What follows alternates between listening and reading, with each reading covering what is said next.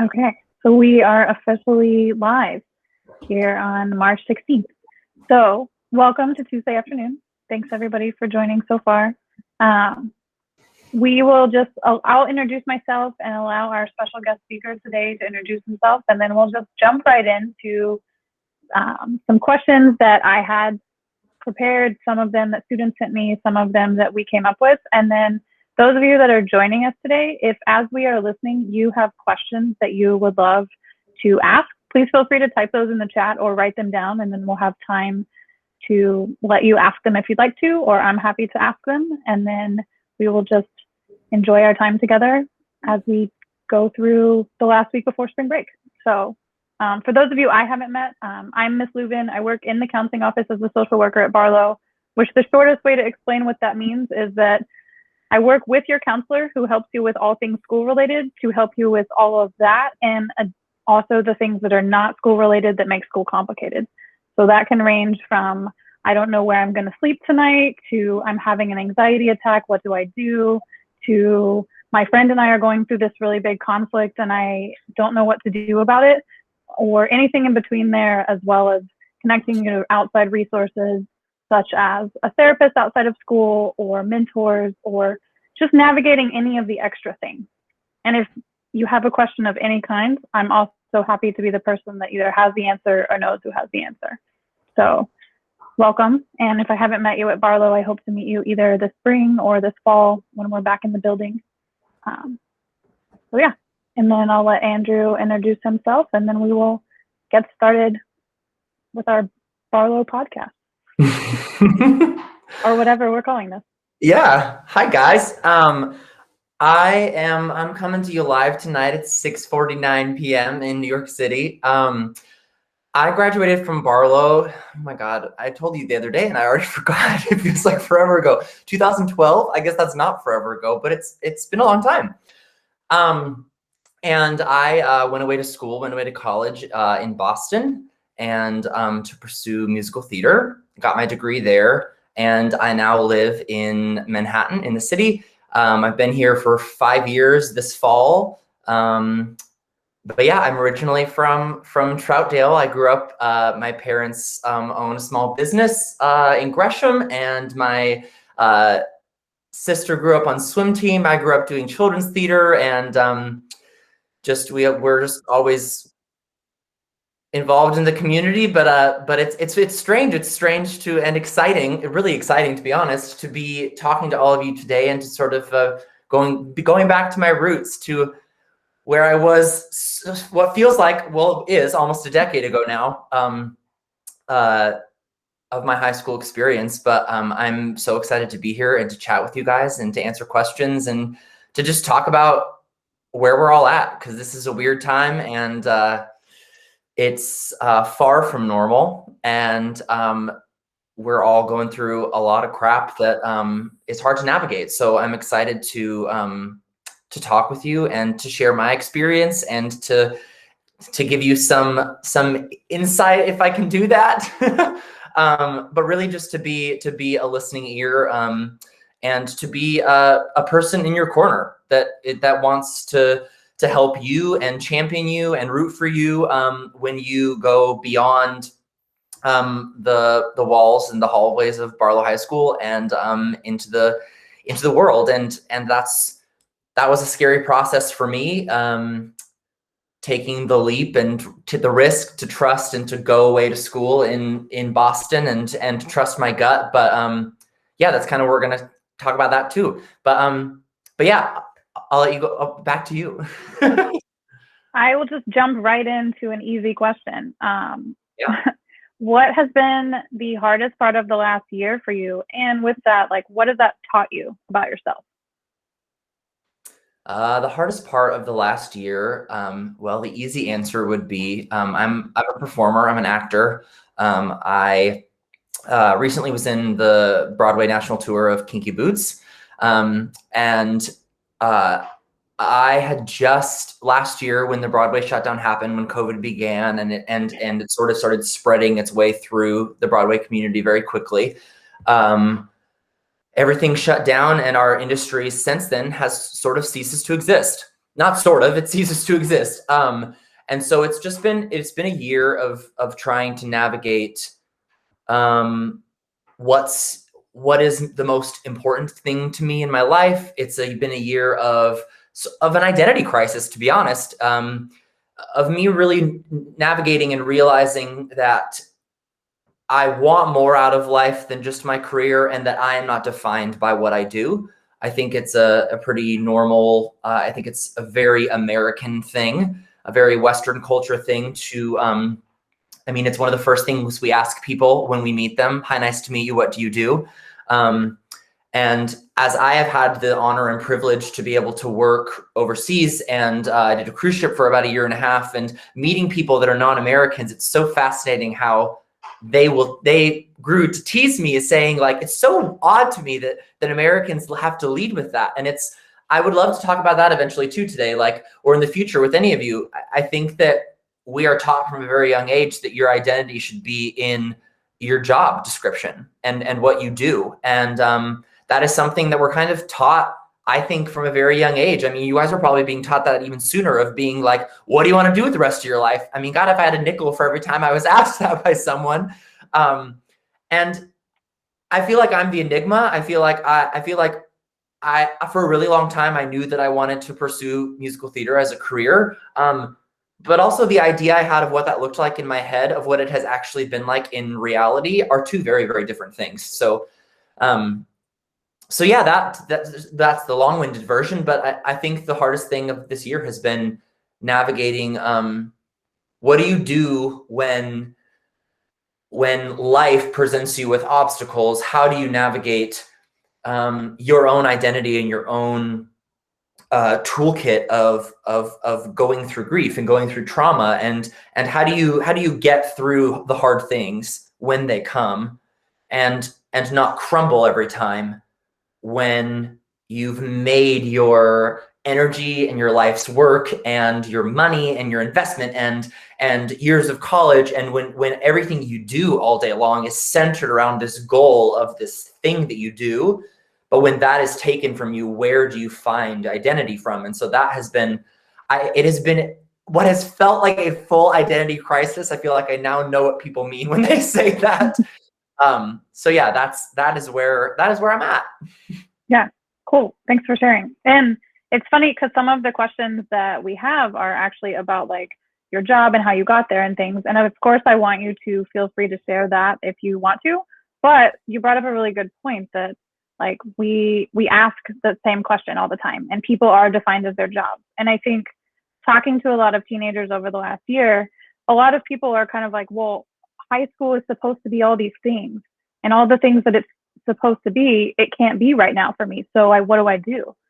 So right.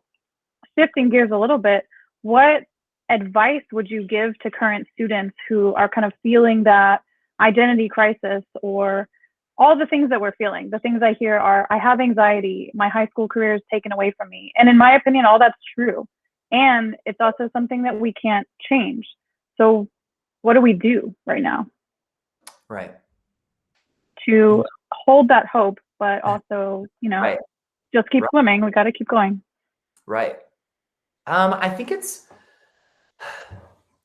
two things. The first is, I think you have to quiet the noise of everyone else's opinion of, because I think this is what happens, going off what you just said. I think that when things change or when hard things happen, the adults in our life often say, it's going to get harder than this.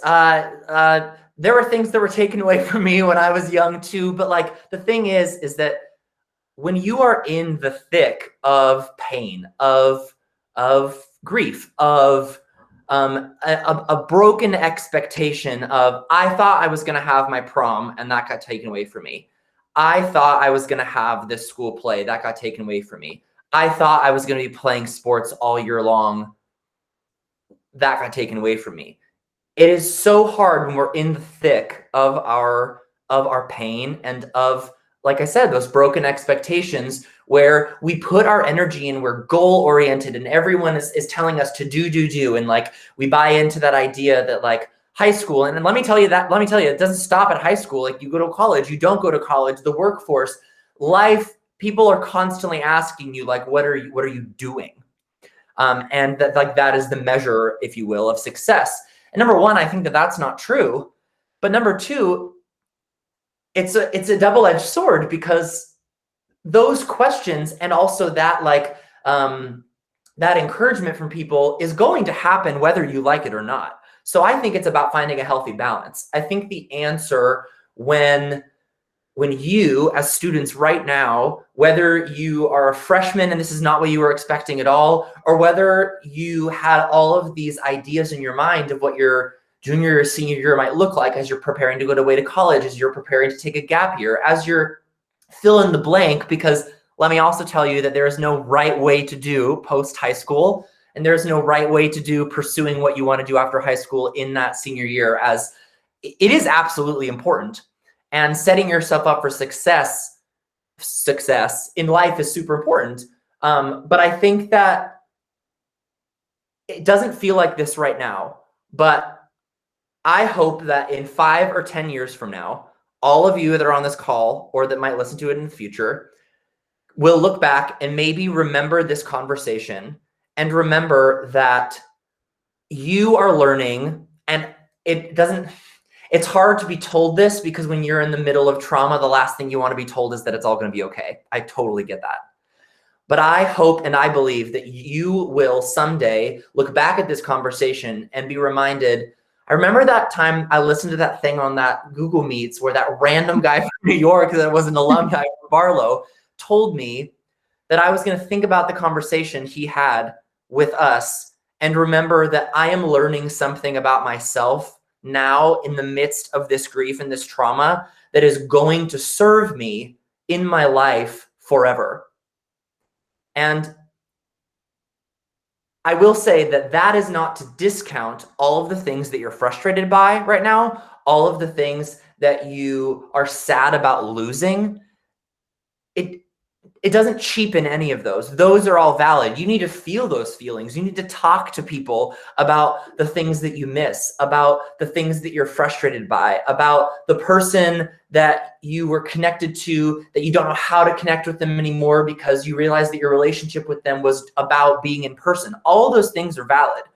But I want to encourage you to when you feel your body getting anxious, when you feel like getting on another Zoom call to do school another day this semester is just like the last thing you want to do, realize and remember that like right now you are sowing the seeds for being a stronger person later, when life is going to get much more complicated than it is right now.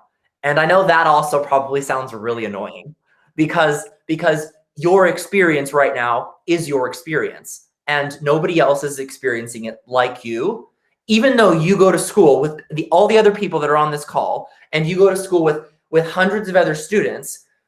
What their parent is telling them at home is different than what your parent is telling them. Your family situation, your family dynamic, your parents' jobs, everyone's experience is valued, unique, and different to them.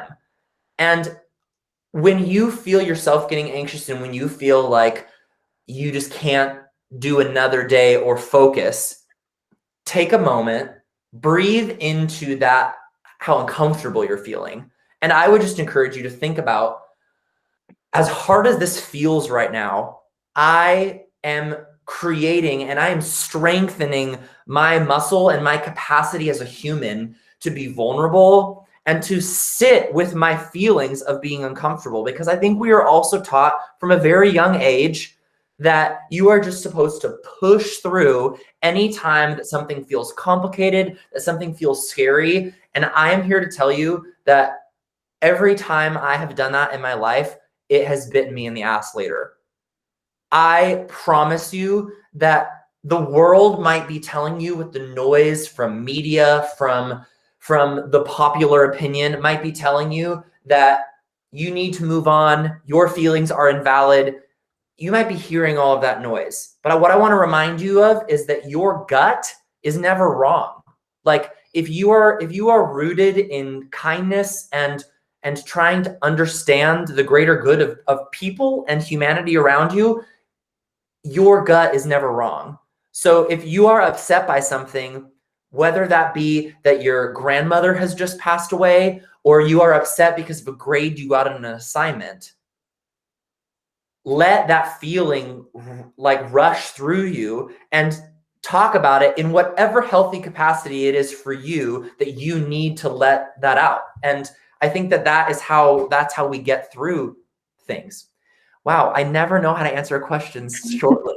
No, that's a great answer. And my next question is going to stem from that a little bit, thinking through like how to feel the feelings and what to do with that. I often give people the analogy of like your feelings are a Coke, like you're a Coke bottle or a soda bottle of some kind, and you've got these feelings, and so it's getting shaken up.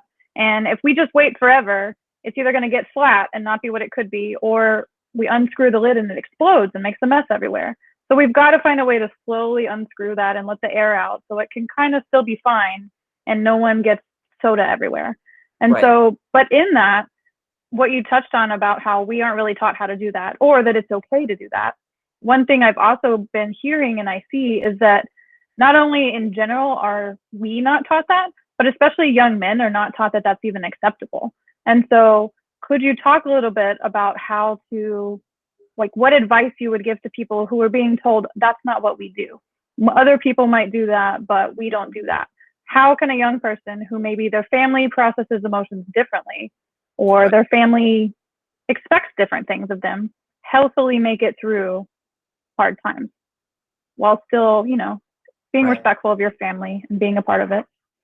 100%.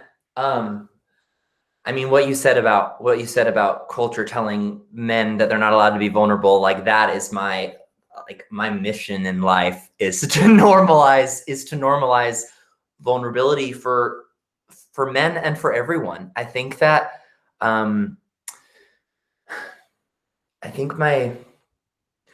sorry, one more time. You were asking what my biggest piece of advice would be in terms kind of how would you advise maybe people who don't feel like that's healthy or safe for them? Oh, yes. Or rather, like also how to do that while also not being disrespectful to your family? Because I think there comes a point in life that for many people is after high school where you are who you are and hopefully your family accepts you. But while you're in high school, that's who you live with. And so you got to kind of navigate two worlds sometimes. 100%.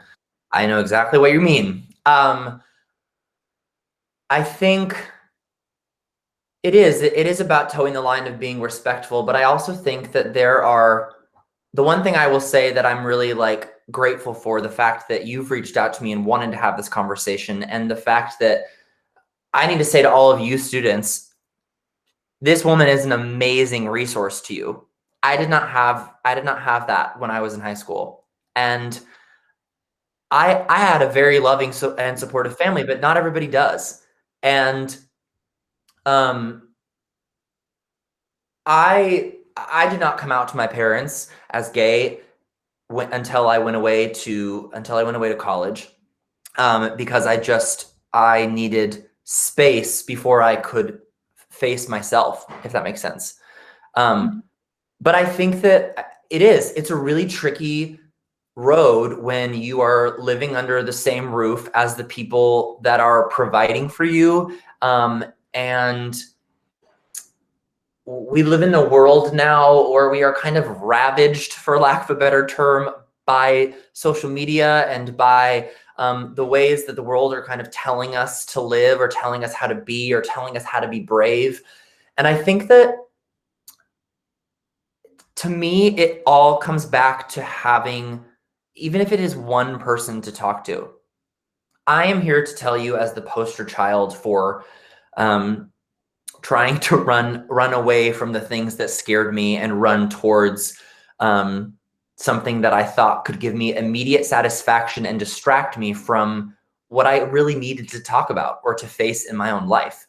And so there are people that want to be your advocate. There are people that want to be your champion. There are books that you can read about everything. There are groups you can get involved with. I highly recommend reaching out and getting a therapist if and when that is something that you want. Like there's so many avenues, but it's hard. I know that when you're in high school, it doesn't feel like there are all those resources at your disposal. And also you're kind of like on this flywheel of like surviving it until the end. And it can be hard when you're feeling all of these feelings of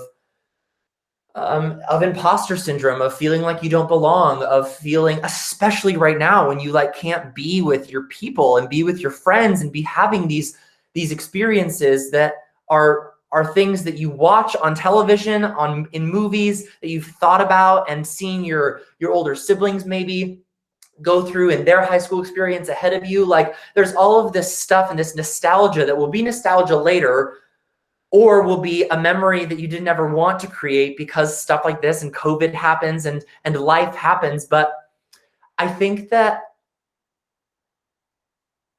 to me, it all comes back to trusting your gut and to knowing that like when your body is telling you, I am uncomfortable, you need to listen to that. Don't silence it. Don't think that I have to deal with this the way that everybody else has told me to. Think about the best way, the healthiest way. And if you don't know what that looks like, it is okay to ask for help. Like we are also taught from a very young age, and it is sort of this mantra and the American way that like to just like push down when you are uncomfortable by something, when you are sad, when you are angry, to push it down and to just keep going. And like you said, I think we forget that when you do that, you are just shaking that Coke bottle. And I promise you, I guarantee you that explosion will come. And because you didn't do anything in the process to listen to that gut feeling of, I don't think these friends are the right people for me to be hanging out with. I don't think that teacher in that setting with that sport or that extracurricular, I don't think that they should be talking to that girl that way. That seems wrong to me. But we are taught that, and it's almost like subliminally taught to us. And that's kind of the hardest thing, because then in my opinion, you get to your 20s and it's kind of like this unlearning from the ways that we've seen society sort of project the way in which is the best way to cope. And I am here to tell you and to encourage you that like sometimes you don't need to do something to like make it go away or to like cope. Sometimes like it is so okay to feel where it is that you're at. And then if you don't understand, like I said, what you're feeling, like that is so normal. Like that doesn't stop once you get out of high school. Like it just becomes more, in my opinion, more intense when you're navigating now, like engaging with strangers or being in the workforce. And like the more people you surround yourself with that you're not comfortable with, the harder it becomes. And then it comes back to what you said before. Like there are a lot of people that are in a place where their home life might not be where they feel comfortable. And know that you're not alone. Know that I'm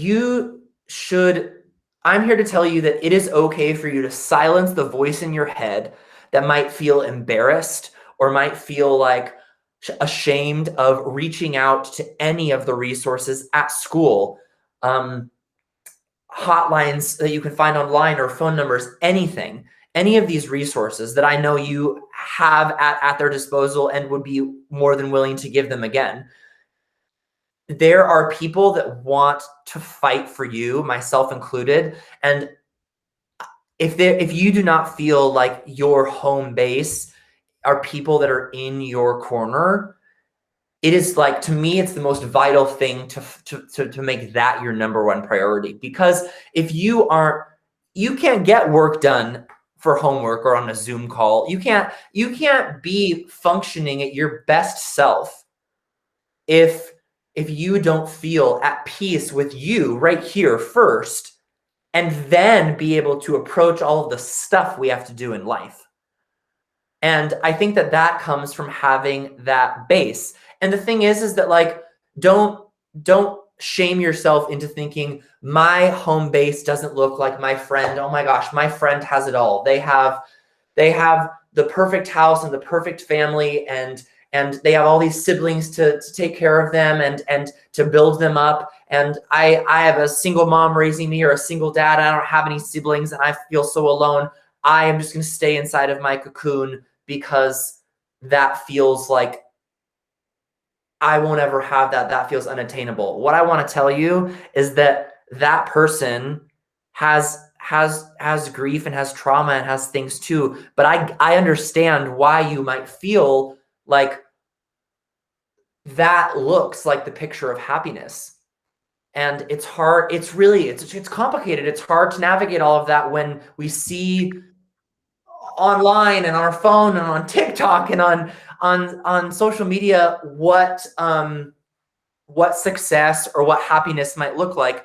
But I would encourage you to remember that, like, at the end of the day, like, find what it is that brings you joy. And I think that the difference between people saying to you, find what it is that makes you happy, and find what it is that brings you joy, are two very different things. Because to me, happiness changes. When you change, what brings you happiness changes. And then also, like, if you're investing your time and energy into something that's bringing you happiness, and then that thing is taken away from you, now where do you find your happiness? But if it's about joy, I think that those two things to me are very different. And here's why. If you are working every day to find joy, if joy is coming from human connection, then you know how to recalibrate your heart center and your mind and your energy when your connection is broken between maybe a friendship that ends, or your connection is broken between a favorite teacher that passes away, or your friendship is broken between a family member that becomes estranged. If you know that the thing that brings you joy in life is connection, then you will know how to seek that out when those ties get broken. And the thing is don't be afraid of them getting broken, because that's going to happen. That is the nature and the roller coaster of life. But if you adopt this mantra of, I have to find my self-worth and my happiness in these things that are happening outside of you, I promise that you will be disappointed. And you don't want your existence and your energy to be taken away from you, because then you have no power. And I don't mean power like being a dictator or being in charge. I mean power to, like, feel worthy when you feel most alone. And to know that whatever it is that gives you energy and gives you drive, if that is connection, then make that your goal from the moment you wake up to the moment you go to sleep. And however you have to feel connected to people, that is your goal. I'm saying so much about connection because that for sure is my own. I love this. I love that we're sitting and talking here. I love that even though I can't see your faces, I get to see all your school photos. And this is what life is about to me. Life is about us having conversations about the stuff that scares us, and having conversations about the things that make us tick and the things that we're afraid of, and voicing them so that they have less power, so that we inside can feel more power. And when you have more power, then you are able to be like a philanthropist for change in your life. It allows you to be more accessible to people. It allows you to listen better. It allows you to be a better friend. It allows you to work harder and more focused when you feel powerful, not the kind of power of oppressing another person, the kind of power internally that gives you those insurmountable, like, butterflies that we feel as people. That's your gut.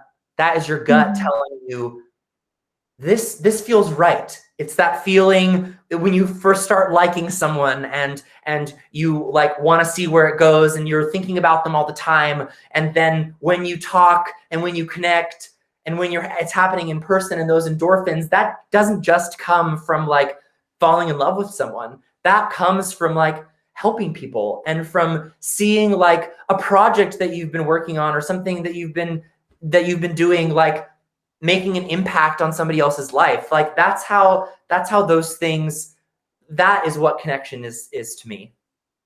Yeah, no, that's great. I have two more questions and then I have more if no one else has any, but I think it's cool. Like what I hear you talking about is what I often call like alignment. And I think of it as this, like, if we're all kind of like this, eventually we just get like this, like all the things are straight in alignment. And a lot of people think about that in a lot of different ways, but we all know that feeling when we're like, oh, this is the thing, this is the moment. So like that feeling. So my two questions, you can choose which one you want to answer first. One is maybe just a fun one. It sounds like you have a lot of superpowers, but if you could have one that you don't have, what would it be? And the other question, more serious, is would you want to share about a difficult thing that you had to overcome in high school and how you made it over that? Because we all hope to become much wiser after high school, and most of us do. But in high school, I'm sure you overcame some things, you made it through.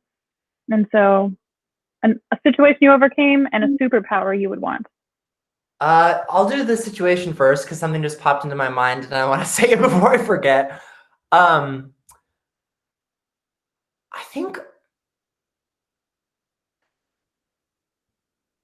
think my biggest obstacle, or the thing that I overcame in high school, was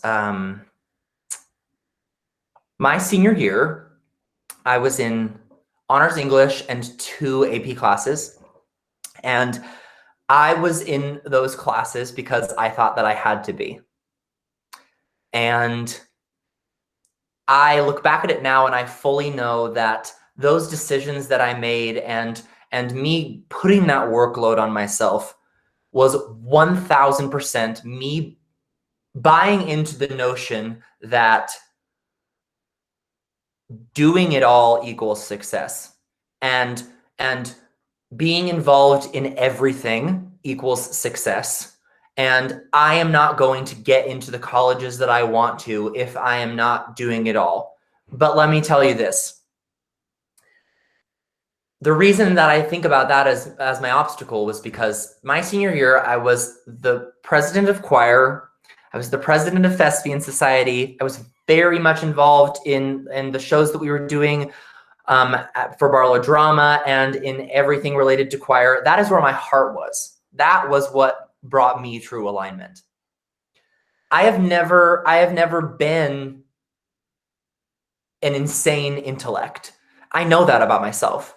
I have strengths and superpowers in other places of my life. That has taken me a really long time to learn. And this is what it was. I took those AP tests at the end of that year. I did not do well on them. I got a horrible score on my SAT.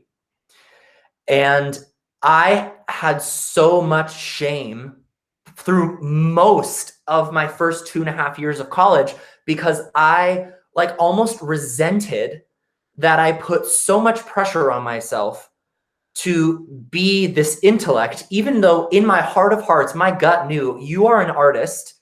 Celebrate that about yourself and champion and put people on the pedestal that they deserve to be on, that are those people, but stop trying to be all of it. Because what it was doing was it was causing me insane burnout. Like from the end of my sophomore year of high school through the end of my sophomore year of college.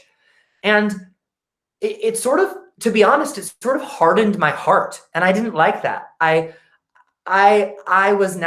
came into my college years almost fearful of my liberal arts courses because I was at a conservatory and it was very, very focused on the performance side of the degree. However, it was a liberal arts school. And so we had all of these other courses and you could choose what electives you took in those more heady intellectual classes that truly scared me. And a lot of my fear, I know now, came from my need to like prove something to myself when I wish I would have had, and I did. I had teachers around me saying, excuse me, these are, LaCroix, we'll get you. These are the things that you are incredible at, Andrew. Like, focus on those. But I was like, no, I will be good at AP Euro. But like, it is okay that that wasn't my strong suit. But the reason I tell the story and why it pops into my head is because I now think about this and I look back and I'm like, oh my gosh, like that is how there were people around me showing me what I was good at. I just wasn't listening. I was like, I want to be good at everything. I'm going to do all of these classes. And then my shame came when the expectation was that I was going to do all of those things and I was going to be amazing at all of them. And that wasn't the case. And it wasn't the case because I was putting like 25% maybe energy into all of them and expecting that I was going to get the high I felt when I was on stage or the high I felt being surrounded by a choir and singing in an AP European history test. In what universe was that my truth? It wasn't. And it wasn't until the end of our senior year for my honors English course with Mrs. Leach, who is now Mrs. I always say her last name wrong, Welchkowski. I cannot say it more correctly, but I know Yes. And we had to all send in our, like in the beginning of the spring, this time probably, we all had to submit our college essays that we wrote for our various colleges. We submitted them, she looked over them, and we, maybe a week and a half passed. She starts class one day and is just reading one of them, and it's mine. And I'm like freaking out because number one, I like have crazy imposter syndrome. That is not my strong suit. Grammar, English, none of it. I was like, again, like I said, I was in this class because I was telling myself I had to be. I was telling myself that that was the only way I was going to get to where I wanted to go. But I look back at that now and I'm like, what?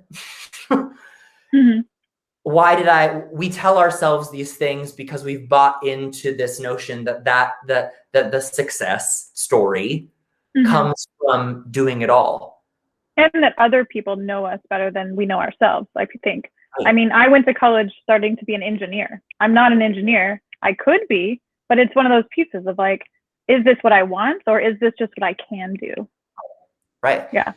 And so she's reading my essay and I was just like so taken aback because she didn't say anything. She started reading it. So I was like nervous that this was like, because of all of my fear, I'm like, she's going to read this. She's going to tell us, everyone, this is what you're not supposed to do. And I was like, oh no. However, she finished and she was like, everyone, this is Andrew Norlen's essay. And this was the best essay submitted in the class. And like that, now I look back at that, I'm like, that is subjective. However, it was a huge confidence booster because she saw me. She knew she's a good teacher. She's good people. She knew what I was going through. She saw how much I was spreading myself thin. She saw my grades on all of my tests, but she championed me in that moment because she recognized that this is what he is good at.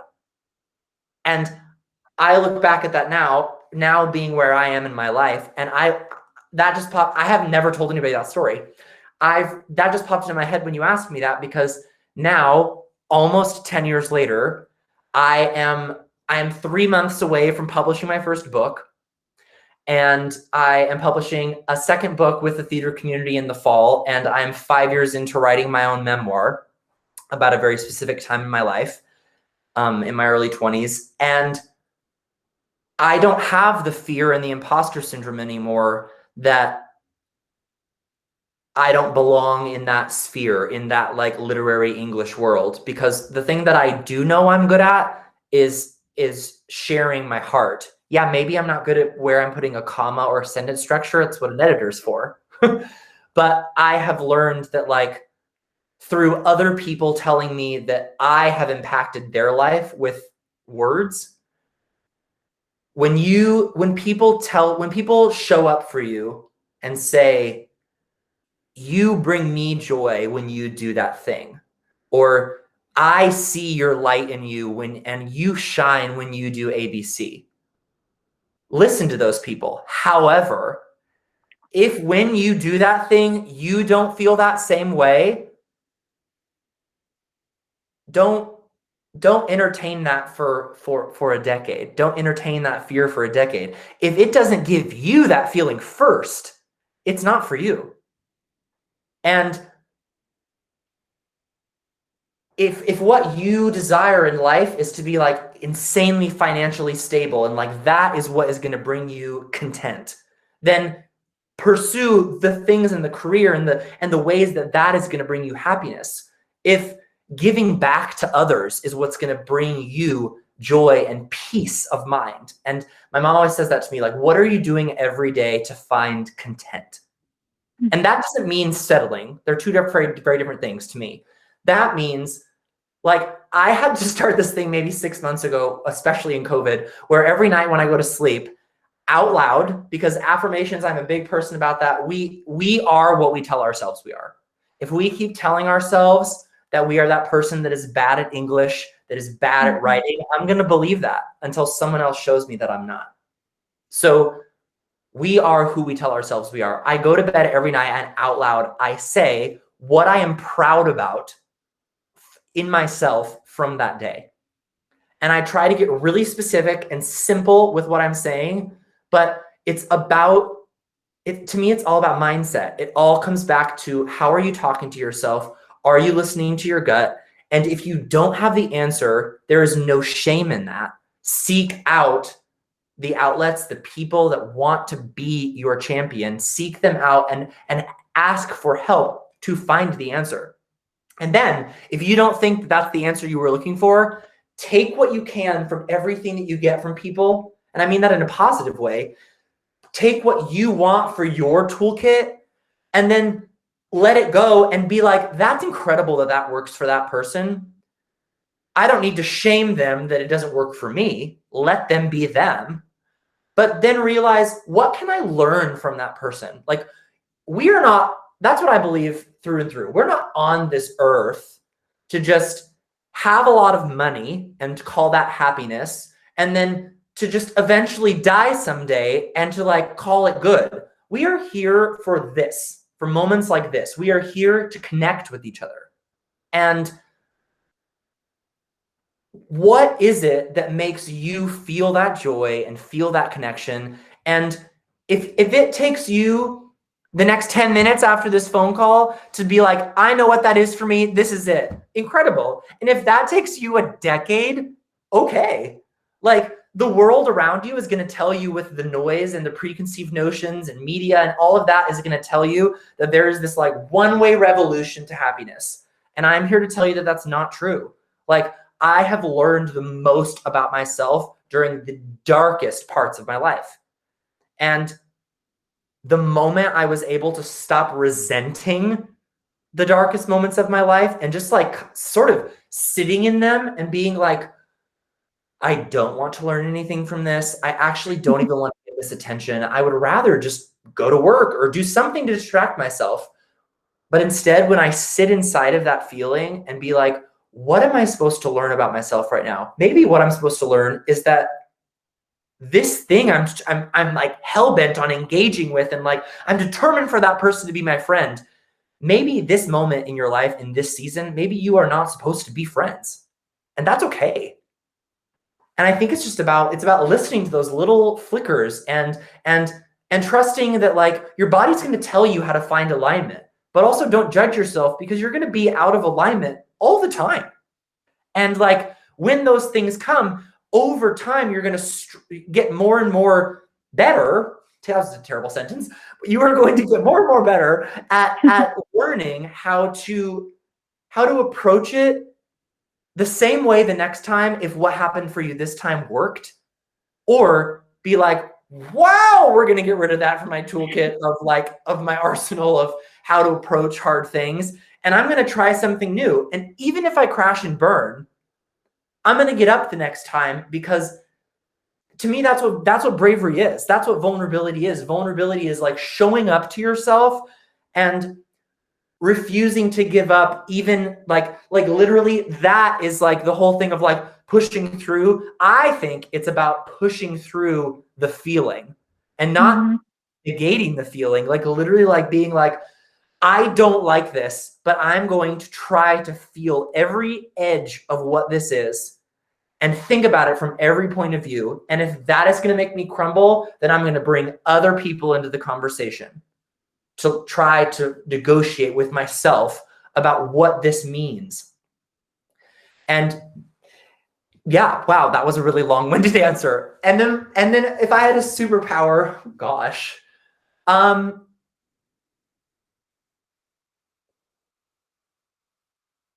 mean, the first thing that comes to mind is time travel. And not because I want to do things over, but because like I want to number one, I always have felt like I was born in the wrong era. I'm that person that like gets like fully dressed up just to go on an airplane. That like they used to in the olden days, like it was an event. Like I love that.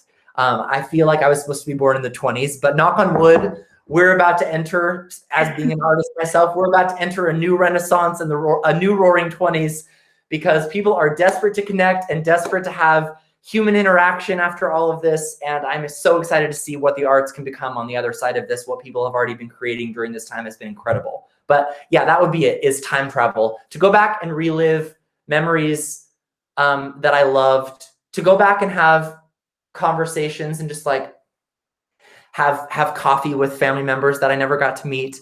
But yeah, I don't think that I would do it to do anything differently. I would do it to like experience the gray area of the stuff that I don't understand. Yeah, that's cool. I decided mine would be teleportation. Just because if you think, especially I decided this during COVID, then we don't have to worry as much about social distancing. If we can all, I don't know, it's an interesting idea. So those are the questions I had for you. And I want to leave it open for, we have several students still here. If anyone has any questions they would love to ask Andrew that have been in your mind, feel free to type them in the chat and I will read them. Or if you would like to unmute yourself, feel free to ask away.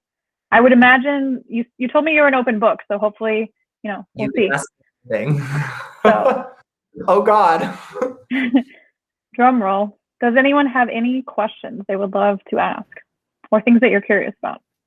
Yeah, I got I think like two questions asked. Cool. My first question was about when you were talking about what was it? It was about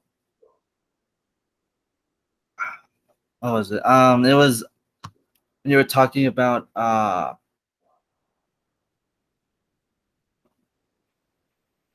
that's just great. I forgot about it. It's okay. It was something about like when you said about how, like, I think it was when you when you think back to conversations and all that, like when you said maybe in like the future we'll think back on this. I was gonna ask if you ever had a moment like that beforehand, like before all of this, when you were younger. Oh yeah. And could you like maybe tell us about it, or and see if it can be like helpful to us right now? Yeah.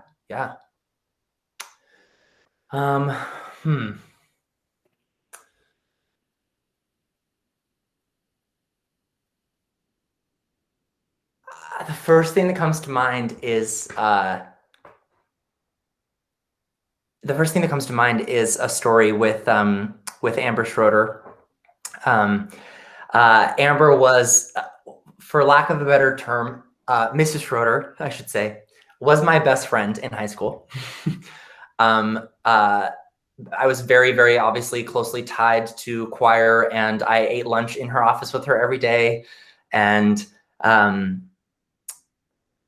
there's parts of me that look back when I talk to other friends from high school that kind of, I resent that I didn't do more to be social with people my age, because she was just a very, very, very dear friend. I know her family really well. And because of my involvement in choir, I was just always around her. But the story I want to tell is her first year there was my junior year, and she was going through the loss of she lost her father.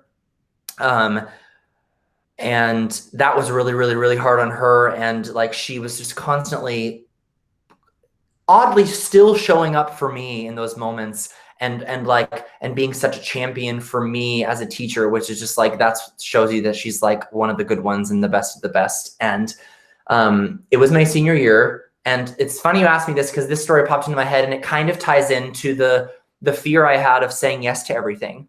So I remember this day specifically. I was in her office. I literally had a desk in her office. That was mine.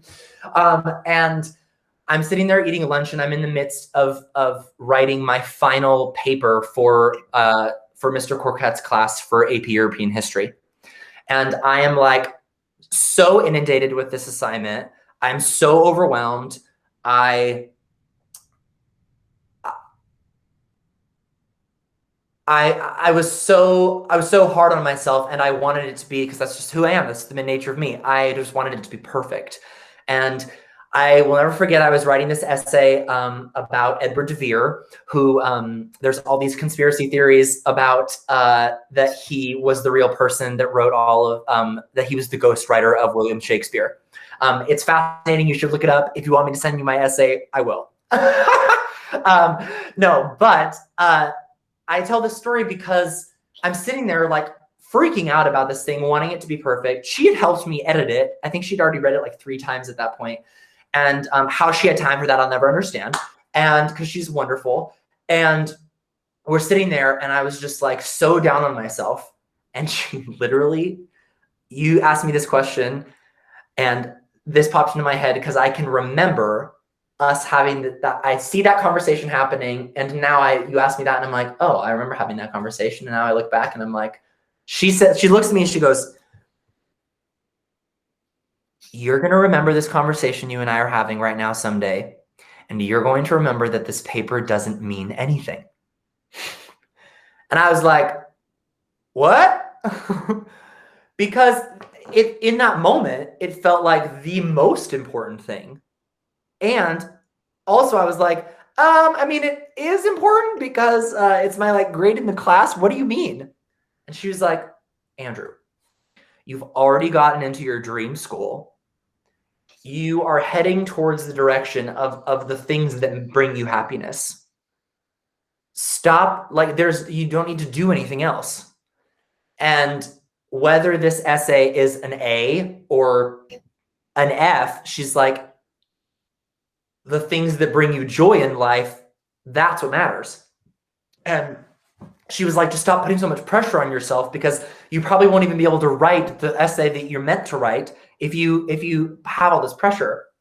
So then that little birdie in my ear, similar story, when I turned that essay in, I had been barely skating by with like a C-, sometimes a B on assignments that whole year.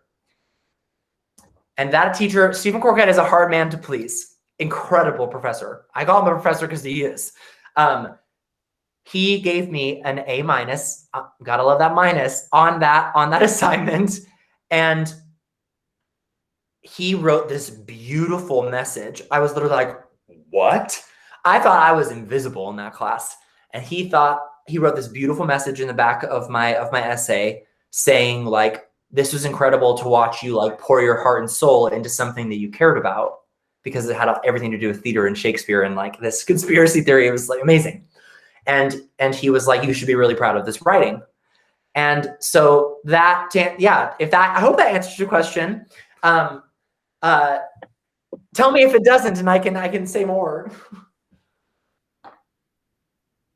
No, that was great. That was a great answer. Thank you.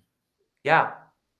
And my second question I had was, if you ever had any moments of the like expectations versus reality, and it kind of like let you down, and how you got to like cope with that, and if it somehow like kind of made you stronger in a sense. That's great questions. That's an amazing question. I mean, my short answer is I'm really excited to reach out to you and for you to read my book someday when it comes out in the next few years, because my book could be called Expectations versus Reality. No, oh gosh, I feel that is such a good question. Like a specific, I mean, it'll be easier to answer it in like a specific moment.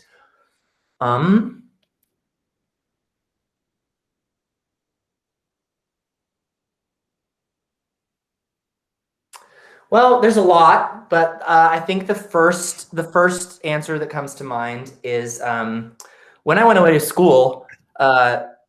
In my industry, in my field, when people go away to college for musical theater, it's very, very competitive. And most programs have maybe between a lot of small programs that are really elite have like 8 to 10 students, 5 guys, 5 girls, or like the biggest programs have maybe like 90. I went to Boston Conservatory of Music, and we had the biggest class they had ever in the school's history. We had 68 people in my class, and almost everyone lasted and stayed till the end of the 4 years. And the expectations versus reality really met themselves, because everyone always says in my field in musical theater that, especially when you go away to school for it, that like everyone that's meeting there at school for college for this is all the big fish from the small pond from whence they came. And that was very much my experience. I was not the lead in everything at Barlow, but I was in everything and very actively in theater. And the expectations versus reality is navigating, okay, what do you do when you are pursuing the thing that you love, and you feel like you're like breaking down the barriers for you to get to your goal? Because I was involved in children's theater growing up out in Corbett my whole life, since I was like 7 until I graduated. And that is like how I got bit by the theater bug. And I knew I wanted to do this as a career. And like forever, it was like Broadway or bust. Like my dream has always been that. And it still is. However, it has changed a lot. And it's changed a lot because once my expectations of there is one way for me to get to this dream or goal of mine, once those were abandoned for me by reality, once reality said, no, you're going to have to work a lot harder than you were in high school. No, you're competing with all of these people for a role. No, you're not the best anymore in your niche of theater, in your little pocket of the thing that you like focused on in high school, you know. Once I got there to school and realized that was a humbling moment, and also like a very like confronting and sobering experience, because I didn't know how to navigate. Like I said before, I was the king of doing it all and like it not working out. But if there was one thing I knew that I was good at, it was like when I was on stage. So now I have all this imposter syndrome that I'm bringing with me that I haven't dealt with emotionally or talked to somebody about from high school related to my academics, and like feeling like a fraud when it comes to intellect. And then I get there, and the thing that I'm good at, that I know I'm good at, is suddenly I'm not the best one in the room anymore. And navigating that was very hard. And I went through 4 years of the program there were countless times where I was like, I don't want to do this anymore. There were countless times where I was like, I think I want to go to a different school. I think I want to move to New York now. I think I want to give up. I was on the main stage once. I had friends, I have dear friends that were there 2-3 times a year. And I thought that my existence and what I was good at, my job, I thought that my worthiness came from performing. But I look back at that now and I'm like, oh my gosh, like I am who I am today because I didn't get those opportunities in college. And now, granted, they're like 100% like a tiny tinge of like bitterness and a jaded part of me of what's just the nature of what's hard, especially about a conservatory style program, like of like, do I wish that I could have had more performance opportunities? Sure. Who wouldn't? I'm a human. But I look back and I'm like, you know what? That rejection of what felt like rejection, but was just me being in an institution of education.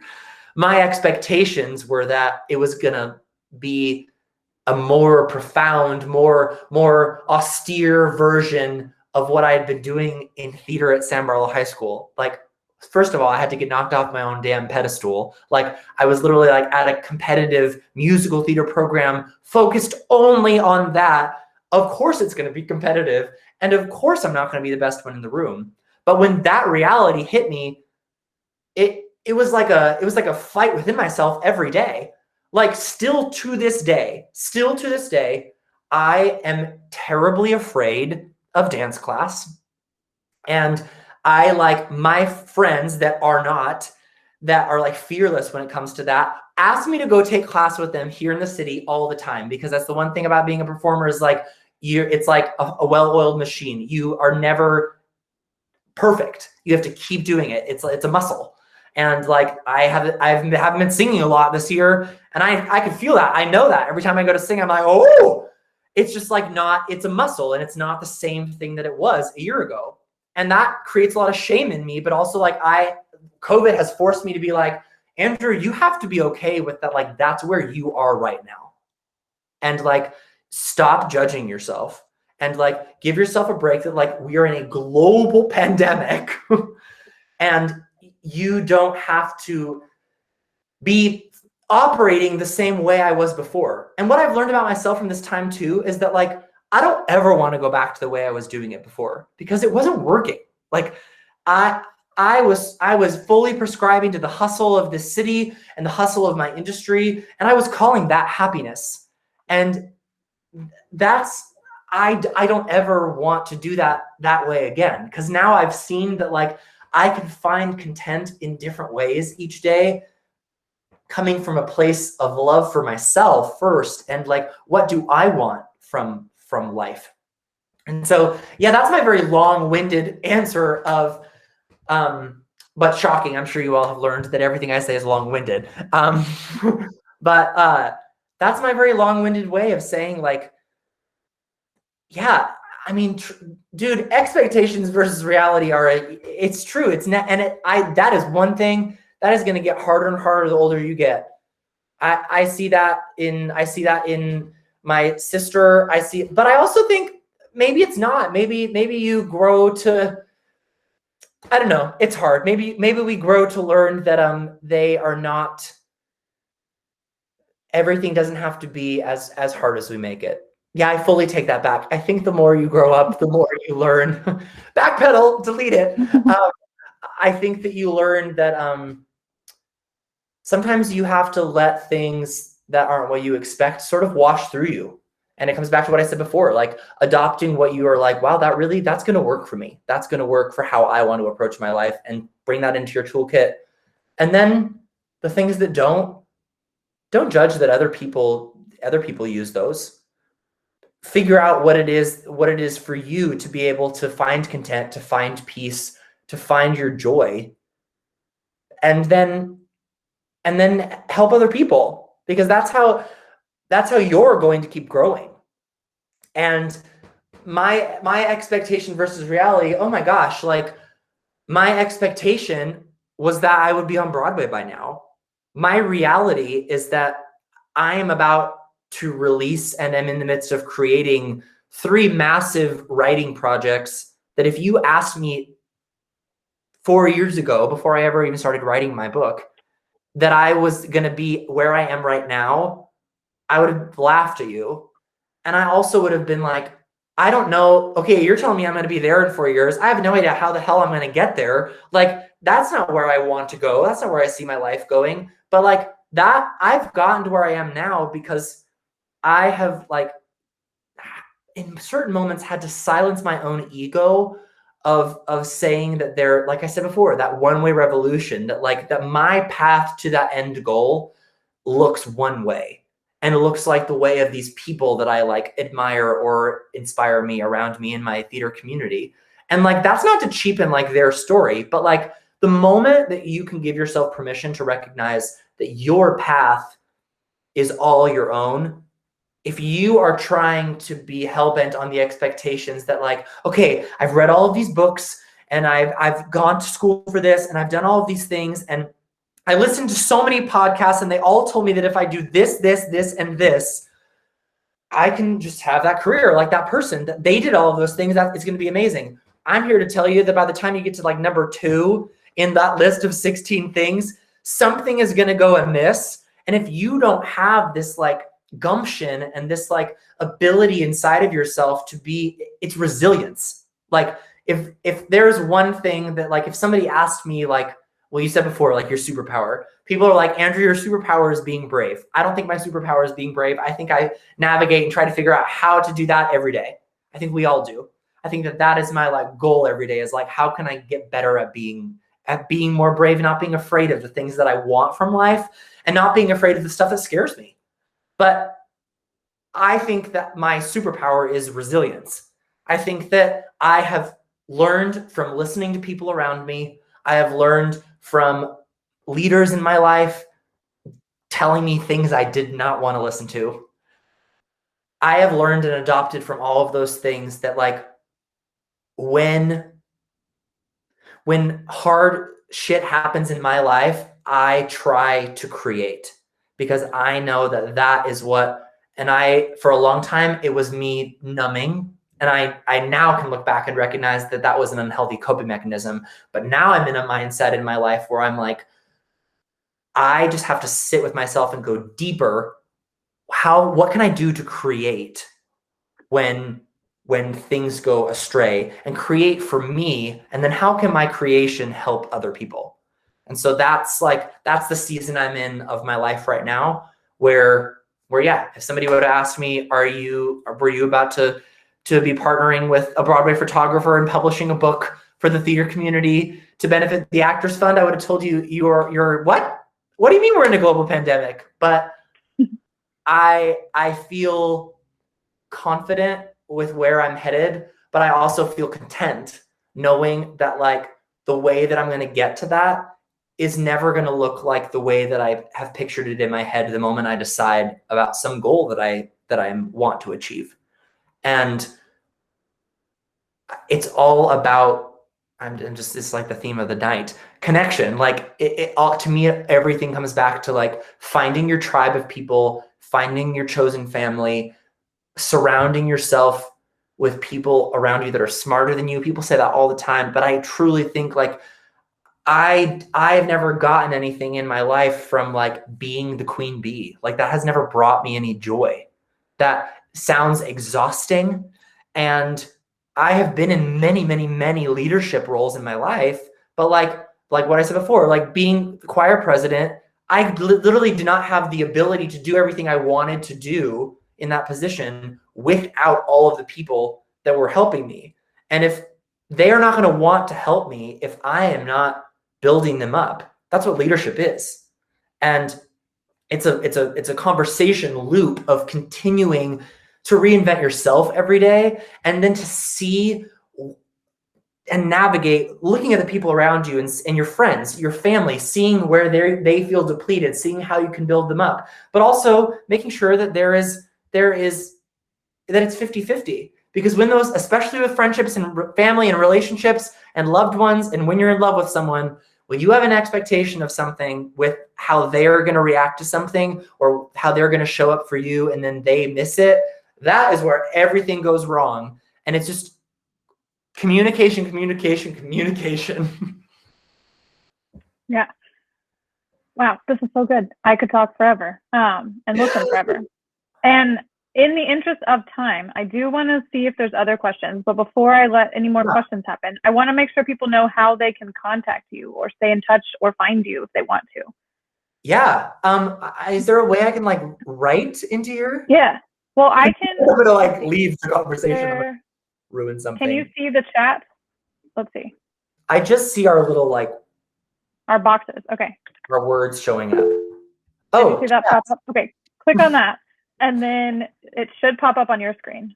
Yes. Okay. So first thing, and I hope you all will, because I want to connect with you. That is my Instagram handle, first and foremost, @Norlen. Follow me, connect with me. I would love to talk to you. I would love to be a resource. If you literally like are getting overwhelmed by something and you want to just direct message me and be like, hey, this is happening at school and it's freaking me out. Literally, I'm very #unemployed right now, so you can reach out, but I'm not. All levity aside, I would love to connect with all of you. That is the #1 easiest way. And then the other thing is you can go to, this is so fun. I feel also so distracted. You can go, that's my website. You can go to andrewnorlen.com and see the projects that I'm working on. But the best way that you can stay connected with me so that we can keep communicating even beyond this conversation is on that website, andrewnorlen.com. You can find, go to the tab, if you're on a desktop, the tab that says book, and the same thing. Find the tab that says book. My book's called Defining Brave, and subscribe to my email list. I'm not gonna like flood your inbox. I think I literally send an email maybe every 45 to 60 days.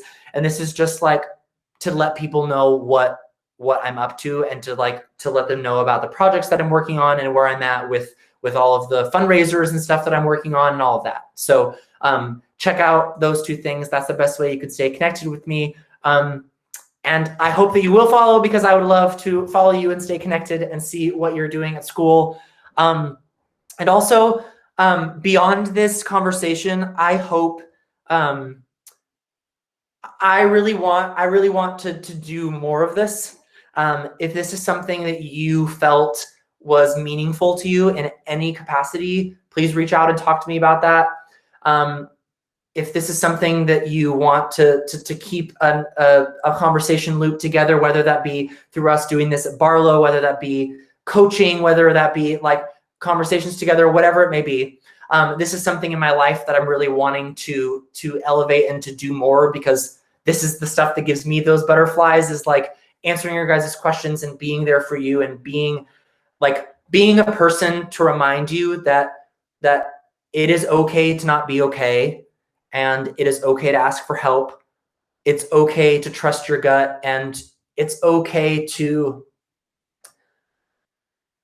change your mind, to realize that's not what I want to do. And even though the fear is inside of you of like, I'm going to disappoint this person, this person, this person, this person in my life, I'm here to tell you that like my own happiness has only ever come from when I've silenced the noise of all the people I was trying to please and sat with my own thoughts for 2 minutes to think about like, what do I want to be happy? And that's going to look like so many things in so many different ways for all of you. But yeah, please connect with me and reach out to your counseling department and use them as the incredible resource that they are, because I am so jealous that you guys have all of these resources that we're not there. But you know what? No regrets. We can't go backwards. I'm just happy to be a part of it now and to be talking with all of you, and connect with your friends and ask them to reach out to me. And I would just love to, if we can do this again, I hope, for you guys at Barlow and for maybe for other schools too. We'll see. But does anybody have any other questions before whatever we're doing next? What are the name of your books? Oh yes. I haven't. Well, that's why you should subscribe, because I'm not releasing the name of the book, my first book that's coming out in June for Pride Month. It's a quote book, and it's all related to, very similarly related to. I'll just give you a little. I haven't told anybody this yet. I've only told my sister. It's all related to vulnerability and us championing that and normalizing that in men. So that's what that's about.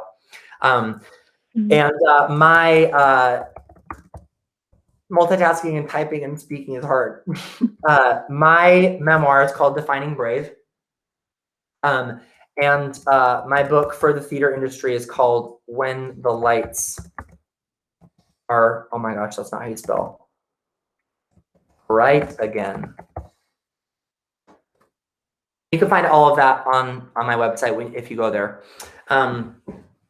Thanks for asking that. Yeah, I'm very excited about it. I'm like absolutely terrified. It's that feeling of like, who am I to write a book? Who am I to share my truth? But like, truly, you guys are inspiring to me, because it's moments like this and sitting down with you today that like remind me that like, it isn't. It's not as hard as we make it. And more often than not, communication is the bridge that solves a lot of the fears that we have. We are human beings that will create and finish narratives in our head because we're too afraid to engage. And I think the bravest thing you can do is be vulnerable to engage with others, to often find out that like your expectation was probably wrong. And sometimes the reality can surprise you in the best way.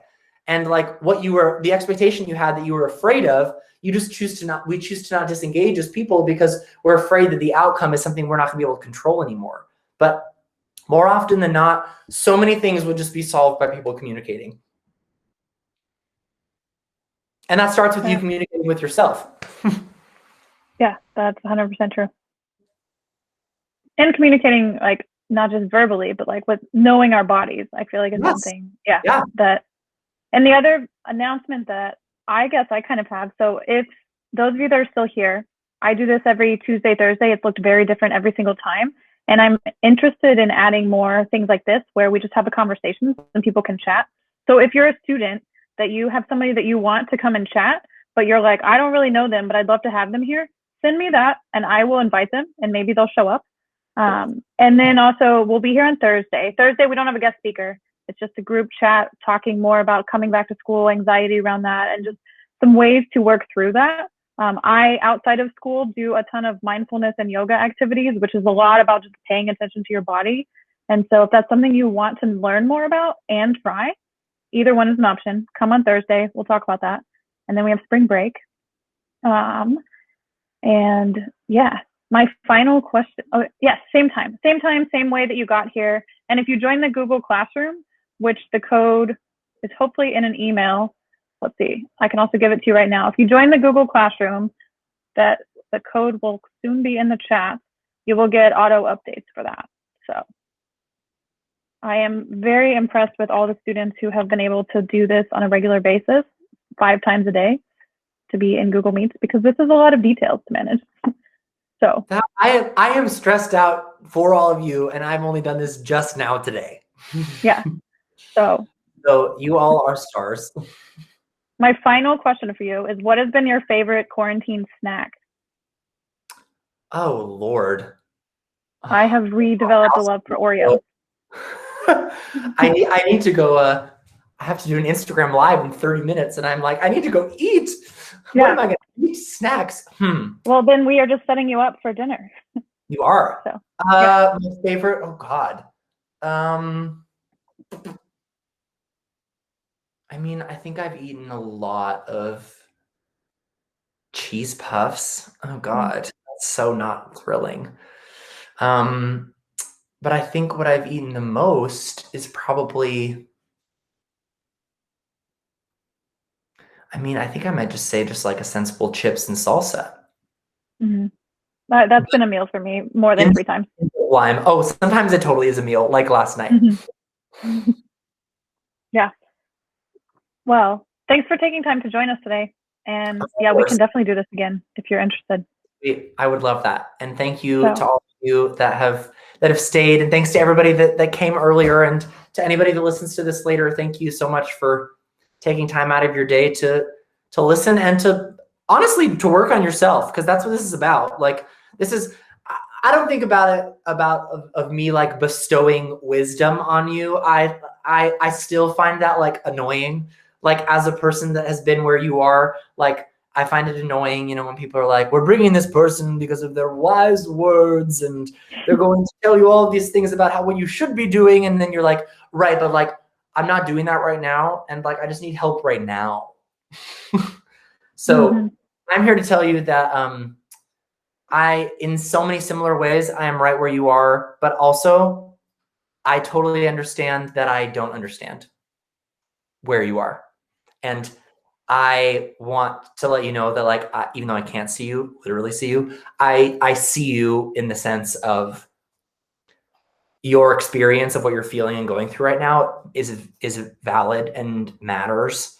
And no matter how many times adults in your life tell you, like, you got to just be strong and pick yourself up by the bootstraps, and do people even say that anymore? And move on. Like, it is okay to be sad, but also like trust, again, like back to what we've been saying, trust your body, and don't sit in that forever.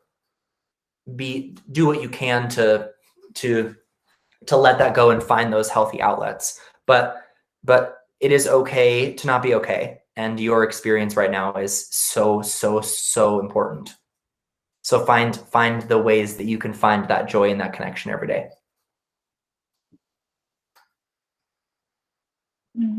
Oh, thanks, Erica. yeah. Well, this was great. Thank you. I hope that your Instagram live goes amazing. Thanks. And